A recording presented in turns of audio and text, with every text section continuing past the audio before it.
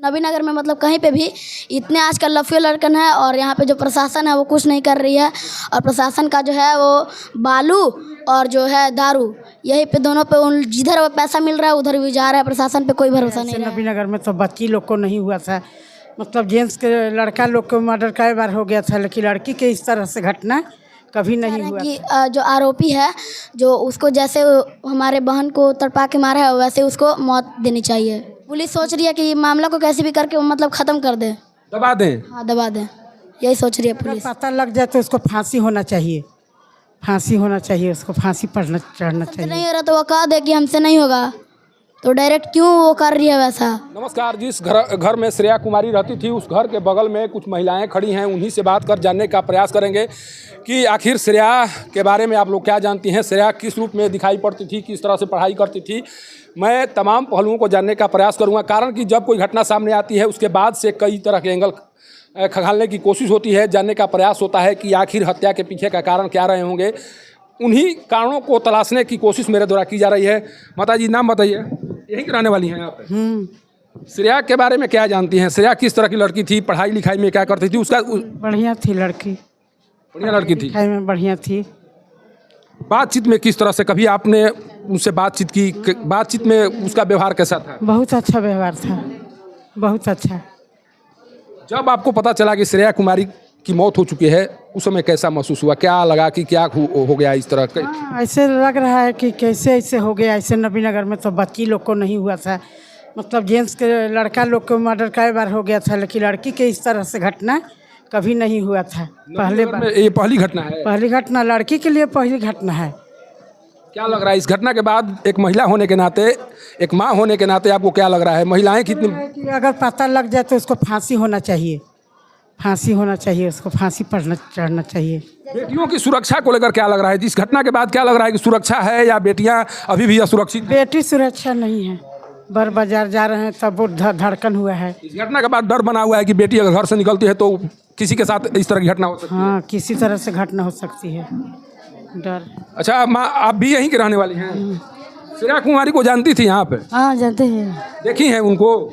मैंने यहाँ तो यहीं के है थे तो देखे, बढ़िया लड़की है। बातचीत कभी आपकी हुई थी श्रेया से? मैंने जानती है भंगे तो बातचीत ना, मैंने चिन्ह कि हाँ लड़की, हाँ आभासी। देखने में कैसा लगती थी श्रेया कुमारी? साधारण सी लड़की थी या लगता था कि नहीं लड़की ठीक है?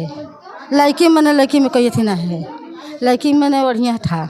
इस घटना के बाद कैसा महसूस कर रही हैं? क्या लग रहा है कि महसूस कर कि कैसे ऐसे हो गए, कैसे मैंने अथी हो गया कि लड़की के का हो गया, अभी पता कैसे चल के मैंने कैसे हो गया। घटना के इतने दिन बीत जाने के बाद भी अभी पता नहीं चल पाया है कि कौन हत्या किया है। आखिर लग रहा है कि इंसाफ मिलेगा? पुलिस की कार्रवाई पर भरोसा है आप लोगों को? अब हमने के तो मन भाई जितना है देख ली सही ना कहे। प्रशासन पे भी कुछ भरोसा नहीं है, प्रशासन कुछ नहीं कर रही है। लग रहा है कि श्रेया को इंसाफ नहीं मिलेगा? लग तो वही रहा, क्योंकि प्रशासन कुछ नहीं कर रही है। प्रशासन शांति से बैठी हुई है तो वही ना, सब तो वही कहेगा कि नहीं मिल सकता है।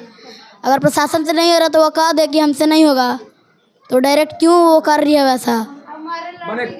माने मामला को उलझा रही है, पुलिस उलझा रही है। पुलिस सोच रही है कि मामला को कैसे भी करके मतलब ख़त्म कर दे, दबा दें। हाँ दबा दें, यही सोच रही है पुलिस। लेकिन आप एक बच्चे तो हैं, लेकिन जिस तरह से बात कर रहे हैं उससे लग रहा है कि इस घटना कैसे आप काफ़ी आहत हैं। अपनी बहन थी, सगी बहन है? हाँ सगी बहन है, हमारी बड़े पापा की बहन बेटी थी, मतलब मेरी अपनी बहन थी। श्रेया कुमारी के साथ इस तरह की घटना हुई है, उसके बाद से क्या लग रहा है, क्या लगता है कि बेटियां जो हैं अभी भी सुरक्षित नहीं हैं? इस समाज में बेटियों के प्रति अभी भी नज़रिया खराब है, लगता है बहुत ख़राब है यहाँ की बेटियों का। मतलब नबीनगर में मतलब कहीं पे भी इतने आजकल लफे लड़कन है और यहाँ पे जो प्रशासन है वो कुछ नहीं कर रही है। और प्रशासन का जो है वो बालू और जो है दारू, यही पे दोनों पे जिधर वो पैसा मिल रहा है उधर भी जा रहा है। प्रशासन पे कोई भरोसा नहीं रहा है। तो क्या होगा? आप क्या चाह रहे हैं? पवन सिंह जी आए हुए हैं, क्या चाह रहे हैं? किस तरह का ट्रायल या किस तरह से आप चाह रहे हैं कि जल्द से जल्द पुलिस इस केस का उद्भेदन करे, जो आरोपी हैं उसे गिरफ्तारी करके सजा दे? आप क्या चाह रहे हैं? हम तो यही चाह रहे हैं कि जो आरोपी है जो उसको जैसे हमारे बहन को तड़पा के मारा है वैसे उसको मौत देनी चाहिए, हम तो यही कहेंगे।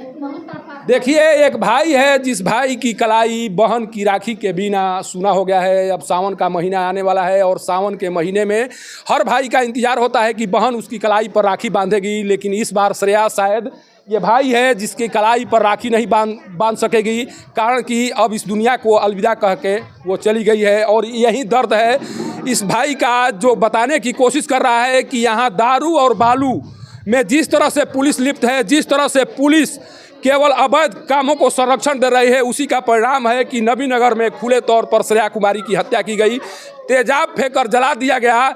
और इस भाई को नहीं लगता है कि बहन को इंसाफ मिल पाएगा। आखिर भाई और बहन का कसूर क्या था?